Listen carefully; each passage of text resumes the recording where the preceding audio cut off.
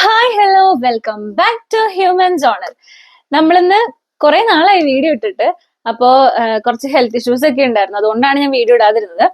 അപ്പോ നിങ്ങൾ തമ്മിൽ എല്ലാരും കണ്ടതുപോലെ തന്നെ നമ്മൾ ഇന്ന് വളരെ യൂസ്ഫുൾ ആയിട്ടുള്ള ഒരു വീഡിയോ ആയിട്ടാണ് വന്നിരിക്കുന്നത്. അതായത് നമ്മൾ BSc നഴ്സിംഗ് അല്ലെങ്കിൽ നഴ്സിംഗിലേക്കുള്ള ഒരു ഇൻട്രൊഡക്ഷൻ ആയിട്ടാണ്.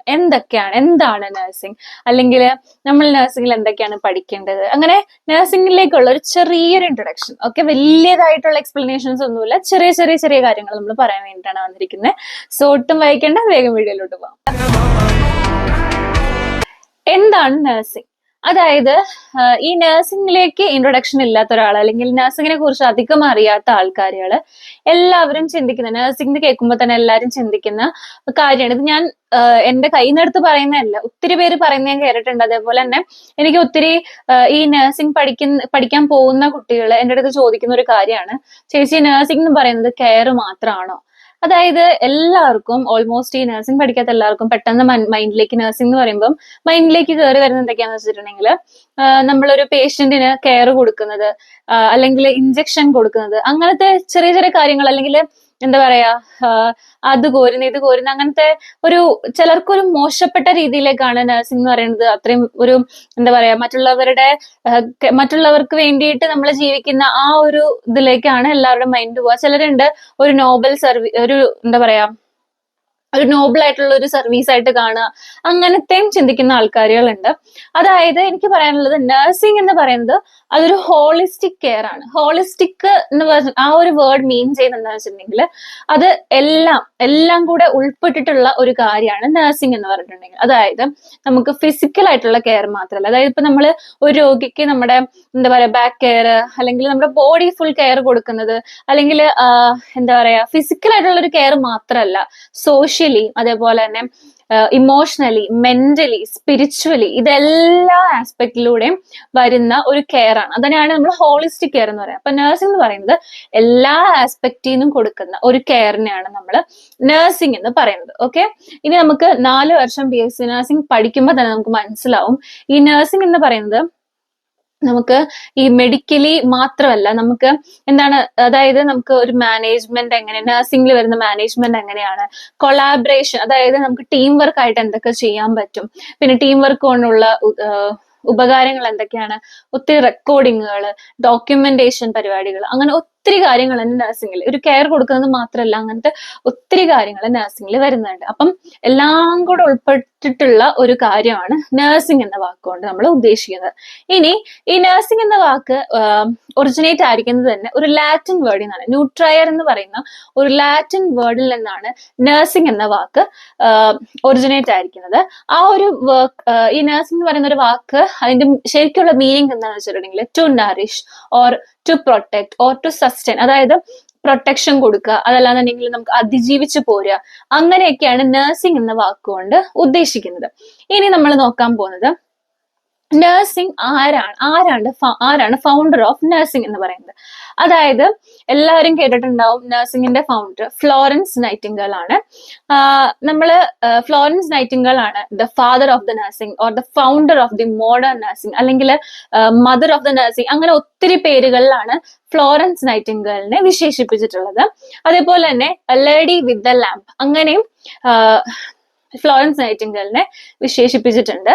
പിന്നെ നമുക്ക് Florence Nightingale, she's belongs to Italy and she was born on 12th May 1820.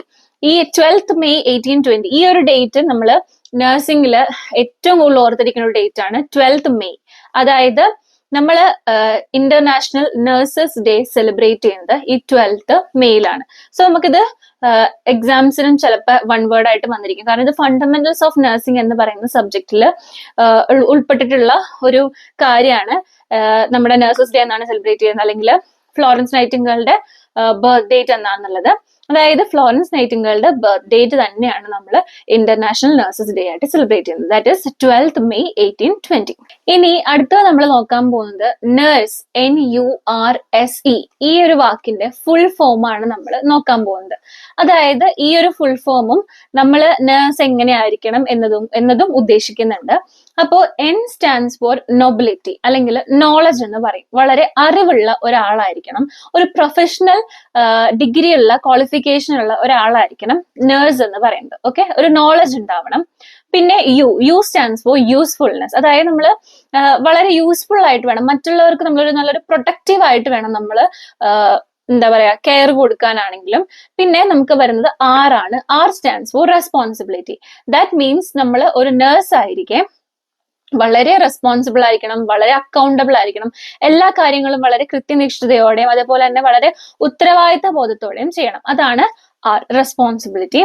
അടുത്തത് എസ് ആണ്. എസ് പറയുന്നത് സിംപ്ലിസിറ്റി അല്ലെങ്കിൽ സിമ്പതിയാണ്. സിംപ്ലിസിറ്റി എന്നതുകൊണ്ട് ഉദ്ദേശിക്കുന്നത് ഒരു നേഴ്സ് എന്ന രീതിയിൽ നമ്മൾ വളരെ സിമ്പിൾ, അതായത് നമ്മളൊരു സാധാരണമായിട്ടുള്ള ഒരു ജീവിതമായിരിക്കണം നമ്മൾ നയിക്കേണ്ടത്. അതാണ് സിംപ്ലിസിറ്റി അല്ലെങ്കിൽ സിമ്പതി. അതായത് നമ്മൾ മറ്റുള്ളവരോട് നല്ല സിമ്പതി എന്ന ആ ഒരു ഫീലിംഗിൽ വേണം നമ്മൾ പെരുമാറാൻ. And E stands for efficiency അല്ലെങ്കിൽ കപ്പാസിറ്റി. അതുകൊണ്ട് ഉദ്ദേശിക്കുന്നത് ഒരു നേഴ്സ് എന്ന രീതിയിൽ നമുക്ക് ചിലപ്പോൾ നമ്മുടെ കൺമുന്നിൽ തന്നെ ആയിരിക്കാം ചില പേഷ്യൻസിന്റെ മരണം സംഭവിക്കുക. അപ്പൊ അതുപോലും നമ്മുടെ മൈൻഡിനെ ആണെങ്കിലും നമ്മുടെ ബോഡിനെ ആണെങ്കിലും കൺട്രോൾ ചെയ്യാൻ ഒരു കപ്പാസിറ്റി നമുക്ക് ഉണ്ടാവണം. അതാണ് efficiency or capacity. So this is the full form of A nurse. ഇനി നമ്മൾ അടുത്തായിട്ട് നോക്കാൻ പോകുന്നത് നഴ്സിംഗിന്റെ ഡെഫിനേഷൻ ആണ്. അതായത് ഞാൻ നഴ്സിംഗിന്റെ ഡെഫിനേഷൻ പറയുന്നതിന് മുന്നേ എനിക്കൊരു കാര്യം പറയാനുണ്ട്. അതായത് നമ്മൾ നമ്മുടെ ഈ 4 year BSc nursing through out നമ്മുടെ 4 years നമുക്ക് ഫസ്റ്റ് ഇയർ തൊട്ട് ലാസ്റ്റ് ഇയർ വരെ നമുക്ക് ഒത്തിരി ഡെഫിനേഷൻസ് പഠിക്കാനും നമ്മൾ ഏതൊക്കെ സബ്ജക്ട് പഠിക്കുന്നുണ്ടോ അതിനനുസരിച്ച് ഒത്തിരി എല്ലാ സബ്ജക്റ്റിലും നമുക്ക് പല ഡെഫിനേഷൻസ് പല ടോപ്പിക്സിനെ കുറിച്ചിട്ട് പല ഡെഫിനേഷൻസ് നമുക്ക് പഠിക്കാനുണ്ട്. സോ നമ്മൾ +2 വരെ പഠിച്ചുകൊണ്ടിരുന്ന പോലെ ഒരു ഡെഫിനേഷൻ ആയിട്ടല്ല നമ്മൾ പഠിക്കേണ്ടത്. അതായത് ഓരോ ഡെഫിനേഷൻസും ഡിഫൈൻ ചെയ്ത ആൾക്കാരുടെ പേര് വെച്ചിട്ട് വേണം നമ്മൾ പഠിക്കാൻ. ഓക്കെ, അതിപ്പോ നമ്മൾ അങ്ങനെ ആൾക്കാരുടെ ഇപ്പം ഫോർ എക്സാമ്പിൾ നഴ്സിംഗ് ഡിഫൈൻ ചെയ്തത് ഇന്ന ആളാണ് അക്കോർഡിംഗ് ടു ആ ആളുടെ പേര് എഴുതിയിട്ട് വേണം നമ്മൾ ഡെഫിനേഷൻ നമ്മൾ ഡിഫൈൻ ചെയ്ത് എഴുതാൻ. അങ്ങനെ എഴുതുകയാണെങ്കിൽ നമുക്ക് കുറച്ചും കൂടെ മാർക്ക് കിട്ടും. സോ ഡെഫിനേഷൻസ് പഠിക്കുമ്പോൾ നിങ്ങൾ ആളുടെ പേര് ആരാണോ അത് എക്സ്പ്ലെയിൻ ചെയ്ത് അല്ലെങ്കിൽ ഡിഫൈൻ ചെയ്തിട്ടുള്ളത് അതിനനുസരിച്ച് ആളുടെ പേര് എഴുതിയിട്ട് നമ്മൾ ഡെഫിനേഷൻ എഴുതുന്നതായിരിക്കും കുറച്ചും കൂടെ നല്ലത്. അപ്പൊ നമുക്ക് നഴ്സിംഗിന്റെ ഡെഫിനേഷൻ നോക്കാം. നമുക്ക് ഏറ്റവും സിമ്പിൾ ആയിട്ട് ഡെഫിനേഷൻ തന്നിട്ടുള്ളത് ഫ്ലോറൻസ് നൈറ്റിംഗേൽ തന്നെയാണ്. അപ്പോ according to Florence Nightingale, the act of utilizing the environment of the patient to assist him in his recovery.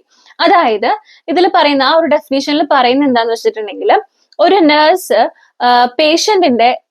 പേഷ്യന്റിന്റെ environment full use ചെയ്തിട്ട് അവരുടെ ആ പേഷ്യന്റിന്റെ റിക്കവറിക്ക് ഏറ്റവും ഫാസ്റ്റസ്റ്റ് റിക്കവറിക്ക് വേണ്ടിയിട്ട് നമ്മൾ ചെയ്യുന്ന കുറച്ച് ആക്ടുകളെയാണ്, നമ്മൾ ചെയ്യുന്ന കുറച്ച് കെയർ അല്ലെങ്കിൽ നമ്മൾ കൊടുക്കുന്ന കുറച്ച് സർവീസസ്, ആ ഒരു സർവീസസിനെയാണ് നമ്മൾ നഴ്സിംഗ് എന്ന് പറയുന്നത്, നഴ്സിംഗ് എന്ന വാക്കുകൊണ്ട് ഉദ്ദേശിക്കുന്നത്. Okay, the act of utilizing the environment of the patient to assist him in his recovery. So that is the definition of nursing.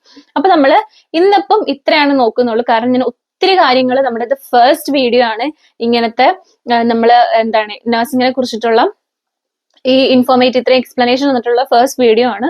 So ഞാനത് വളരെ നിങ്ങളെ ബോറടിപ്പിക്കുന്നില്ല, വളരെ റഫാക്കി ഞാൻ നിങ്ങൾക്ക് പറഞ്ഞു തരുന്നില്ല. അപ്പോ എന്തായാലും ക്ലാസ് ഒക്കെ തുടങ്ങാറായിട്ടേ ഉള്ളൂ. അപ്പൊ എനിക്ക് തോന്നുന്നു ഇന്നത്തെ നമുക്ക് ഇത്രയും മതി. അപ്പോൾ ഇനിയും ഞാൻ ഇതിന്റെ ബാക്കി നമുക്ക് ഇനി ഒത്തിരി കാര്യങ്ങൾ പഠിക്കാനുണ്ട്. ഒരു നഴ്സിന്റെ റോൾ എന്തൊക്കെയാണ്, ഒരു നഴ്സിംഗിലുള്ള സ്കോപ്പുകൾ എന്തൊക്കെയാണ്, പിന്നെ കോൺസെപ്റ്റ് എന്തൊക്കെയാണ് നഴ്സിംഗിന്റെ, പിന്നെ അങ്ങനത്തെ ഒത്തിരി ഡയമെൻഷൻസ്, ഹെൽത്തിന്റെ ഡയമെൻഷൻ, ഹെൽത്തിന്റെ ഡെഫിനേഷൻ, അങ്ങനെ ഒത്തിരി കാര്യങ്ങൾ നമുക്ക് ഇനിയും പഠിക്കാനുണ്ട് ബേസ് ആയിട്ട്. അതേപോലെ തന്നെ നമുക്ക് ഒത്തിരി എന്താ പറയാ കുറെ ഈ ചെറിയ വാക്കുകൾ, അതായത് ഒത്തിരി ഷോർട്ട് ഫോംസുകളൊക്കെ ഉണ്ട് നമുക്ക് ഇതിനകത്ത് യൂസ് ചെയ്യുന്നത്. അപ്പം അതിനെയൊക്കെ കുറിച്ചിട്ട് നമുക്ക് പഠിക്കാം. അപ്പൊ ഇന്നത്തേക്ക് ഞാൻ ഇത്രേ പറയുന്നുള്ളൂ. അപ്പൊ എനിക്ക് തോന്നുന്നു നഴ്സിംഗിനെ കുറിച്ചിട്ടുള്ള ഒരു ചെറിയൊരു ബേസ് നിങ്ങൾക്ക് കിട്ടിയെന്ന് എനിക്ക് വിശ്വാസമുണ്ട്. സോ നിങ്ങൾക്ക് ഈ ഒരു വീഡിയോ യൂസ്ഫുൾ ആണെങ്കിൽ ഒന്ന് കമന്റ് നിങ്ങളെല്ലാവരും ഈ വീഡിയോ കാണുന്നവരെല്ലാവരും കമന്റ് ചെയ്യുകയാണെങ്കിൽ എനിക്കത് കുറച്ചും കൂടെ എൻകറേജ്മെന്റ് ആയിരിക്കും അടുത്തൊരു വീഡിയോ ചെയ്യാൻ വേണ്ടിയിട്ട്. എനിക്ക് കുറച്ചും കൂടെ അതൊരു ഇൻസ്പിറേഷൻ ആയിരിക്കും എനിക്ക് അടുത്ത വീഡിയോ നിങ്ങൾക്ക് വേണ്ടി ചെയ്യാൻ വേണ്ടിയിട്ട്. സോ ഇത് മനസ്സിലായവരും അതേപോലെ തന്നെ നിങ്ങൾക്ക് യൂസ്ഫുൾ ആണെന്ന് തോന്നിയിട്ടുണ്ടെങ്കിൽ ഒന്ന് കമന്റ് ചെയ്യാം. അതേപോലെ തന്നെ ഇപ്പോഴും ഈ വീഡിയോ കാണുന്ന ആരെങ്കിലും ചാനൽ സബ്സ്ക്രൈബ് ചെയ്യാതിരുന്നിട്ടുണ്ടെങ്കിൽ സബ്സ്ക്രൈബ് ചെയ്യാം. നമ്മൾ ഇതേപോലത്തെ ഒത്തിരി യൂസ്ഫുൾ വീഡിയോസ് ഇനിയും ഇടുന്നതായിരിക്കും. സോ നമ്മൾ നാളെ ഇതിന്റെ ബാക്കിയായിട്ടായിരിക്കും ചെയ്യുന്നത്. So this is me humans ആണ് സൈനിങ്.